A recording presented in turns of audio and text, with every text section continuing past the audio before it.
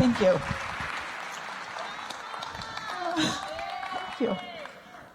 I'm Paula Monroe from Redlands, California, and I am just a school secretary.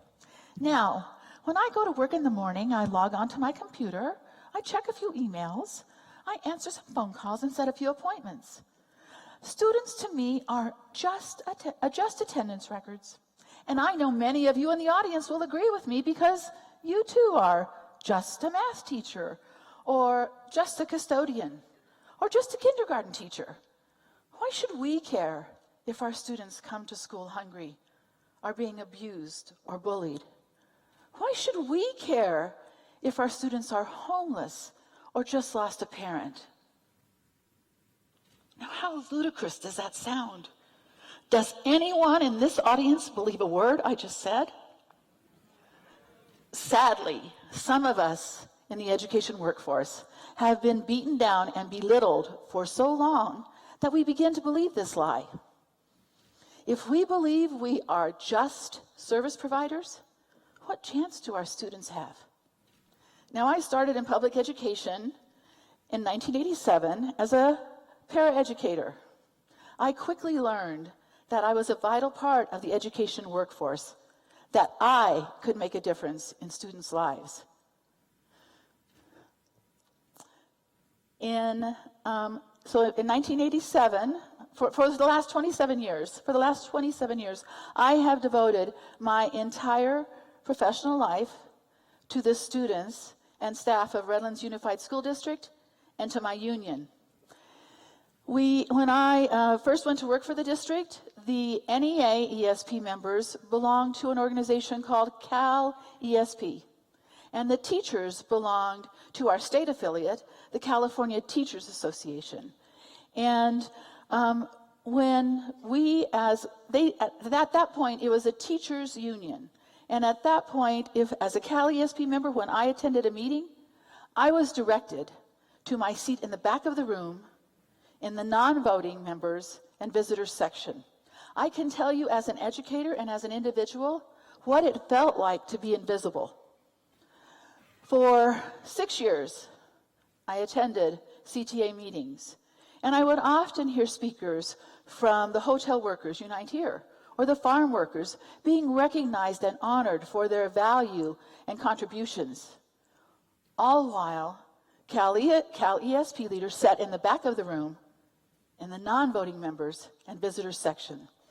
Well, after six years and thousands of conversations, and with the complete support of the CTA leadership and the hard work of our Cal ESP members, CTA voted in 2006 to open membership for ESPs as full active members.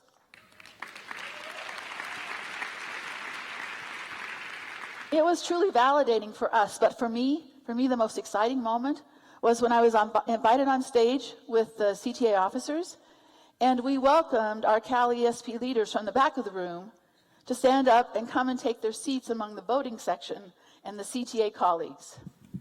Now, ESPs came a long way in California, but ESPs have a long way to go to be recognized for their valuable contribution to students, to be recognized as educators.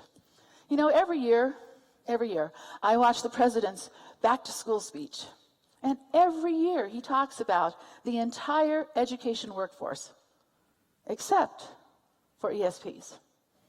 ESPs make up 1/3 of the education workforce. You know I'm invisible to the president, but I cannot be invisible to my colleagues.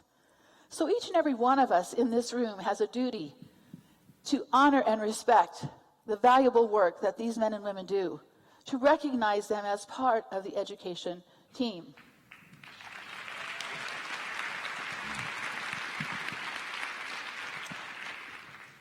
I'm sorry, I don't have to do that. Now, some of you will remember the name Charles Poland Jr. Charles was the Alabama school bus driver who lost his life protecting the students on his bus from a deranged gunman in 2013. Charles was known for helping the students on his bus with lunch money and for teaching the little ones how to climb up those big, tall bus steps and for truly caring about his kids. Charles was more than just a school bus driver.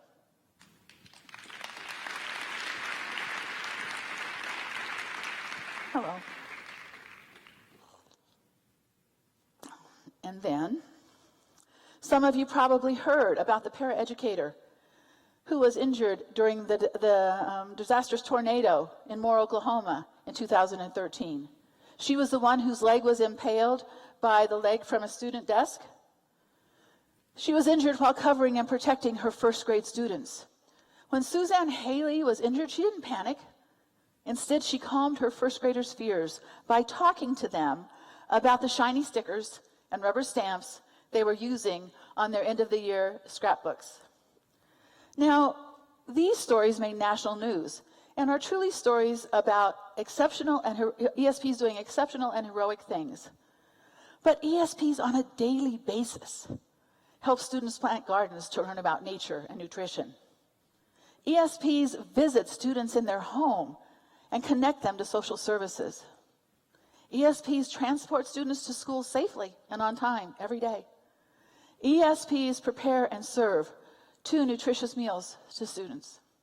Now, education support professionals do the work they do because they care deeply about their students, about your students, about our students.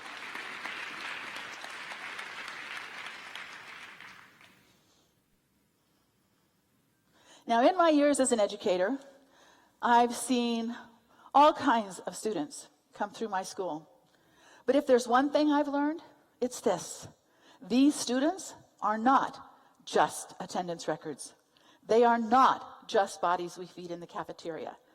They are the future of this country. They are the children of our friends and neighbors. And when they are on our school grounds under our protection, they are our children.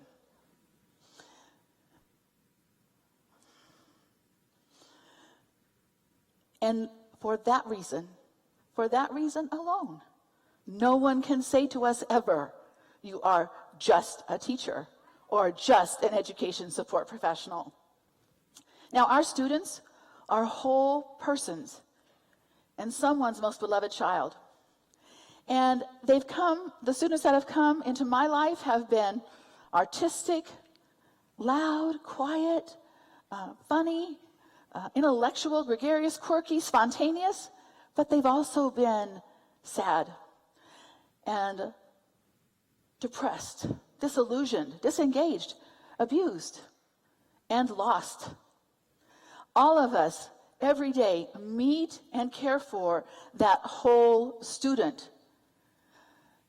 They come into our schools every day, bringing the community into our schools, the good and the bad. We must make sure they feel safe and healthy and cared for. We must be whole as an education community before we can expect our students to be whole.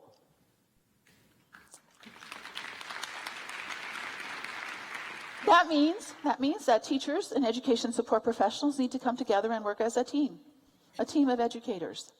Now, I am a proud education support professional. I am one of 1/3 of the education workforce, and NEA organizes ESPs into 9 job families. But there are over 9,000 titles for all the different jobs we do. So take a look at this picture.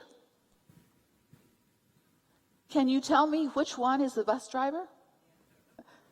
Can you tell me which one is the teacher? Or the custodian? Or the nurse? No? Neither can our students. What matters is we are all educators working for the same goal.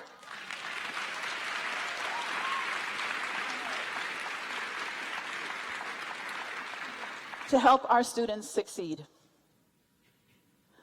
Every educator, teacher, administrator, and education support professional must be a part of the same team. We must value and respect each other as educators. We have to break down the walls that exist between us and separate us. We must come together and raise each other up instead of break each other down. Our mission is too important. We must make sure that we come together as a team of educators to support student success. Now, there's a story. Let me tell you this little story about President Johnson. When we were getting ready to launch Apollo 2, he visited NASA, and the story goes that he was in the hallway and came upon a custodian.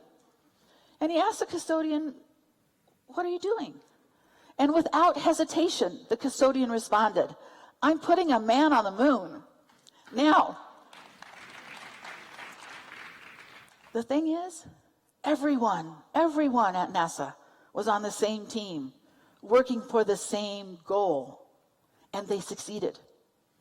I challenge you all to go home to your schools and start building your team, start raising each other up so that our students, your students, my students, our students have every opportunity to succeed. I know you can do it because you are not now, nor have you ever been, just a teacher, just an education support professional, or just an educator. Thank you.